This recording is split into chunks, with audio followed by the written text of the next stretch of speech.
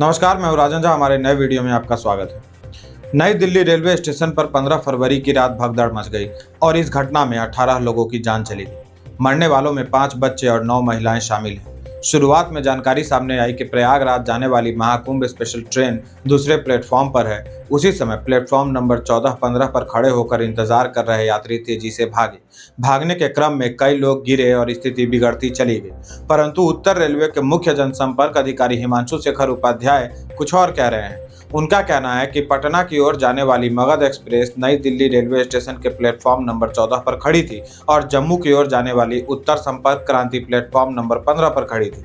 इस दौरान प्लेटफॉर्म 14 से 15 की ओर आ रहा एक यात्री सीढ़ियों पर फिसलकर गिर गया और उसके पीछे खड़े कई यात्री इसकी चपेट में आ गए। सर, यात्री फिसल कर गिरा तो उठकर फिर से चल देना चाहिए था।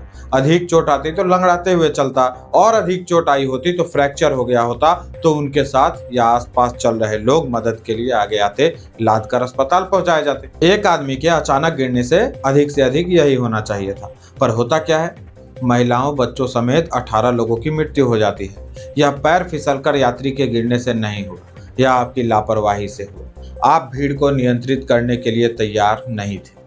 जो भी जांच करवाना हो करा लीजिए। सच यही है कि प्लेटफॉर्म पर आवश्यकता से अधिक भीड़ थी। भीड़ जमा होती रही। रेलवे प्रशासन इसे भांप नहीं सका कि भीड़ अधिक हो रही है, इसकी व्यवस्था की जानी चाहिए।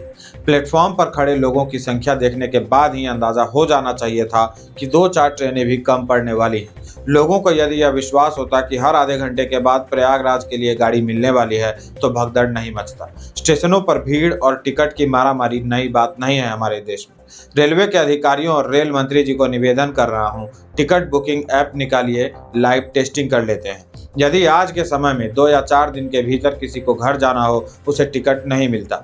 आप कहेंगे उसके लिए तत्काल की व्यवस्था है, परंतु तत्काल टिकट के लिए आधी रात से लाइन लगना शुरू होता है। टिकट कटना सुबह 10 से 11 बजे शुरू होगा। आपका नंबर आते आते टिकट वेटिंग में चली जाएगी। फिर आप उसी टिकट के 2 गुने से अधिक रुपए देकर किसी ब्रोकर से टिकट लेने की कोशिश करेंगे। वहां कुछ लोग सफल हो जाते हैं, अधिकतर असफल। इसके बाद या तो आप घर जाने की प्लानिंग कैंसिल कर देते हैं या बिना टिकट के ही जाने की ठान लेते हैं। होली, गर्मी की छुट्टियां, दुर्गा पूजा, दीपावली, छठ के समय टिकट कंफर्म होने की बात भूल जाइए। साफ जाहिर है कि भीड़ अधिक है। प्रश्न है कि इतनी ट्रेनें क्यों नहीं चलाई जा सकती कि सभी यात्रियों को टिकट मिल सके। आप कहेंगे भीड़ हमेशा नहीं होती। देखिए, भीड़ हमेशा होती है, परंतु सभी यदि टिकट लेकर अपनी सीट पर यात्रा करने लगे तो रेलवे को होने वाली अतिरिक्त कमाई कैसे होगी? विदाउट टिकट वाले से वसूली कैसे करेंगे? सरकार भीड़ भाड़ के समय स्पेशल ट्रेनें चलाती है जिसमें यात्रा करना ऐसा होता है जैसे किसी पाप का प्रायश्चित कर रहे हैं। ट्रेन 10-10 घंटे की देरी से अपने गंतव्यों तक पहुंचती है। घंटों किसी खेत या भीड़ में खड़ी कर दी जाएगी। न पेंट्री कार, न खाने की व्यवस्था, न सफाई, न पानी। हाँ, कोई स्टेशन या जंक्शन आया तो सब मिलेगा, लेकिन उसकी गुणवत्ता अच्छी नहीं होगी। पीने के लिए मिलने वाला पानी बिस्लेरी को मिस स्पेल करके लिख दिया जाएगा, तो उसकी क्वालिटी आप समझ सकते हैं। रेलवे को चाहिए लगातार ट्रेनों की संख्या बढ़ाते रहें। सीजन विजन कुछ नहीं होता, हर समय लोग आ जा रहे हैं। यदि ऐसा लगता है कि किसी विशेष महीने में ट्रेनें खाली जा रही हैं तो कुछ अवधि के लिए बंद कर दीजिए, अर्थात कभी कभी जो स्पेशल ट्रेनें चलती फिर बंद कर दी जाती। क्या उस तरह रेगुलर ट्रेनों को चलाकर उनमें से कुछ को बंद नहीं किया जा सकता? यानी ट्रेनों का विकल्प ज़्यादा नहीं किया जा सकता। अब आप कहेंगे कि रेलवे क्या करे, जनसंख्या ही इतनी अधिक है। तो मैं कहूँगा ऐसा तो है नहीं कि रेल मंत्रालय भाजपा के पास है और सदन में बिल लाने का अधिकार कांग्रेस के पास। लेकर आइए जनसंख्या नियंत्रण कानून, किसने रोका है? समान नागरिक संहिता लागू क्यों नहीं कर रहे? बहाने तो अनेक मिल जाएंगे, पर हमें बहाने नहीं, रास्ते ढूंढने हैं। बिहार के लोगों को भी चाहिए कि जाति और पार्टी देखकर नहीं, विकास के नाम पर वोट करें। बिहार में पलायन का मुद्दा राजनीतिक मुद्दा बनना चाहिए।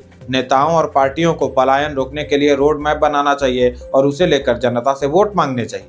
सोचिए, भगदड़ चाहे प्रयागराज कुंभ मेले में हो या नई दिल्ली स्टेशन पर, मुंबई में हो या गुजरात के सूरत में, मरते बिहार के लोग ही हैं। लोगों को चाहिए कि नेताओं से अपने गांव, अपने जिले में नौकरी देने का वादा ले।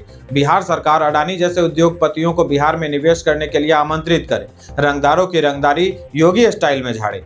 यदि इच्छा शक्ति हो तो सब कुछ किया जा सकता है, परंतु पहला कदम तो जनता को उठाना पड़ेगा। लालू यादव जैसे नेताओं की पार्टी जब तक सीट पाती रहेगी तब तक बिहारी इसी तरह कुचले जाते रहेंगे। धन्यवाद।